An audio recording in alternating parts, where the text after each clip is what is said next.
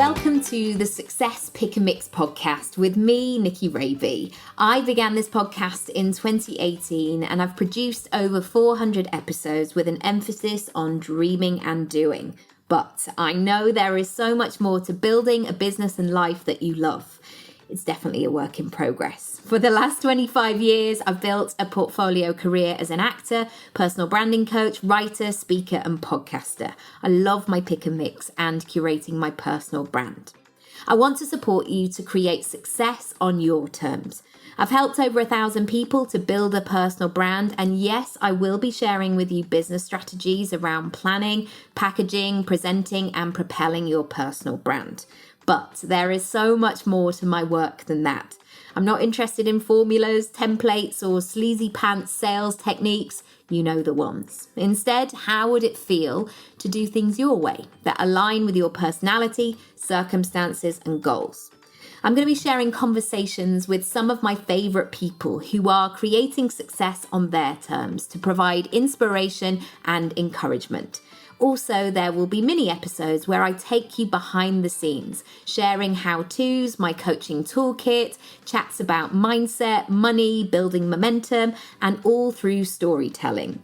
After all, my clients have been known to call me the Queen of Analogies. So, thank you in advance for spending some time with me. Feel free to subscribe to be notified of the next episodes and follow across social media at Nikki Raby. You can catch up on previous episodes via my website, nikkiRaby.com, and also pick and mix, if you like, from my freebie shop. Right, let's crack on and start today's episode. Hello, how are you doing? Welcome to, part 2, where I'm talking in a bit more detail about the power of doing things on your term. And especially when the temptation can be like, join this organization or do this, or I've started selling Tupperwares and you too can, and all of that sort of internet stuff. I really want to show the other side where if you step into who you are supposed to be in this world, which I know is a big thing in itself, and do the things that light you up, in time, you're going to have more flexibility and all of those things that we're going to be talking about and have spoken about in the last episode. So the third thing I want to talk about is being bookable. Now, this is very important because like with I've seen in the acting industry is that there are some people that are kind of professional networkers. And I know that sounds sort of cruel to say, but there are people who just kind of schmooze around and they're much better at that sort of stuff than I am, but they kind of walk the walk and they tell people what they've been up to and, you know, they're working on something, but it never quite comes to life. And again, that sounds really harsh when I'm saying it, but what I'm saying is I would rather do less of that and actually get on with the job that I know that I'm supposed to be doing. So being booked to me looks like, and I'm going to read these out because I've written them here. Number 1, you were the first person that I thought of. Can we book you for the date? The second, my friend, colleague, one of my business besties on Instagram said you were this person to speak to. What I'm really interested in is consistent inquiries landing in my inbox. I want an influx of ideal clients who want to pay me. And I also want opportunities. I mean, goodness me, this is a bit of a wish list, isn't it? I want opportunities that allow me to share my message and create the impact that I want. So let's break this down. Being the first person somebody thought of means that I've been dropping clues along the way. Meaning I haven't been a chef 1 minute and then a children's entertainer and then a film reviewer. Like I've pretty much been doing the same kind of topics for a long time. Portfolio career, multi-hyphen, talking about creative industries, talking about running your own gig, visibility, money chat, elevating your personal brand, all of that sort of stuff. So when people say you were the first person that I thought of, that's when I'm thinking, great, it's all making sense online. Also, that I was the first person to speak to is really important for me because I want to be personable with my brand.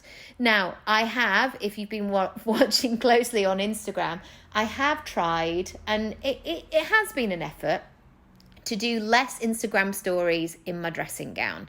Because quite frankly, I know it's nice to show a bit of realness, but also I want you to take me seriously as a professional as well. And I know certainly the corporates or the press or whatever those kind of fancy engagements I do, they want to see the best me as well. So I'm going to save a lot of the dressing gown chat just for my family. You know, it's the best thing really. But really looking at the consistent inquiries landing in my inbox. So for you, this is about looking at your workload, how many people you want to welcome into your world, into your business each and every day. Do you want to get paid every day? Do you launch and then do you go quiet? What do you do? What does that look like within your business? Also, I very infrequently now get less than ideal clients. Now, that's not to say everybody who has a discovery call with me goes, yes, let's do all of the things, take all my money, let's do this. Because sometimes it's not the right time, or they need to do something else, or something else is more prevalent at that time, and then they may come back to me. But I have had this moments, certainly in the early stages, where I was getting loads of inquiries where I just thought, this doesn't feel like a match. This isn't the right person. Maybe I'm not the person to help them with this. So knowing that I wanted to be booked and ready to go, that really made me analyze what this process was going to be. Also, opportunities. I wanted to wake up, and this is, I guess, one of my missions as well. Like, I want to be really excited about opening up my email inbox in the morning and going, oh, great. Oh, that thing's going to happen. Ooh, I'm excited about that. I've always said this in terms of my business, that I'm not somebody who just wants to coast or go, yeah, it's all right, but, you know, I'm just doing it for a while, or I just did it for the money. And no, the energy always leads in this situation. I want to be there doing it and giving my best and really staying on top of my game. So I want you to think about, in terms of your packaging and your pricing, are you making it possible for people to book you? Are you making that process easy? If you're not, what do you need to do, and how can you improve upon that? Okay, the next thing that I want to talk about is the ability to be responsive. About 5 years ago, and I'm not going to go into too many details about this, basically, I had a contract that I was working, and I had to deliver a set number of hours. And the person that I was working alongside, or I guess was my person that I checked in with, very quickly realized, oh, this person's good. This person is doing what she says she's going to do. This person is cracking on with it. And yes, all of that was true. And so what he said, even though, as I found out later, he had no right to do that, he booked an additional chunk of hours with me, which was the equivalent of £3,000. I delivered all of those hours. And at the end, he said, oh, sorry, there's been a bit of a mistake. I signed something off and I shouldn't have done that, and we haven't got it in the budget, so I'm afraid you're not going to be able to invoice for those. And that's when I thought, oh no, this is going to be tricky here. But because I was able to negotiate and have a conversation, I was able to recoup that money, which was rightly mine, that I had worked hard for. But this is, I guess, my fourth pillar, the ability to be responsive. This is so important in terms of your pricing and packaging, because even though, you don't want to spend all your time doing that admin, I have certain points in the week where I am focused solely on admin, where I'm not just having chargeable hours, because chargeable hours are great in terms of you bill for those hours, but also you need that space around all of the parts of actually running your business. So being responsive is really important, especially in the world, in business, because the conversation is always changing. And if you are at the heart of what you do, your personal brand has the ability to create change, to raise awareness, to deliver an innovative flavor. So for example, I did a talk at this particular organization when my son was really little. And I said, I can come and do the talk, and absolutely, and an hour's going to work well, but I'd love to bring my baby, not into the session, but could you allocate a room downstairs where my partner and my baby could be so I can feed him before and feed him afterwards? And they were very accommodating of all of those requirements. But equally, it was interesting opening up that conversation because I was met with well, we haven't done it before, but I mean, yeah, sure. I'm sure that's fine. Yeah. No problem. That's fine.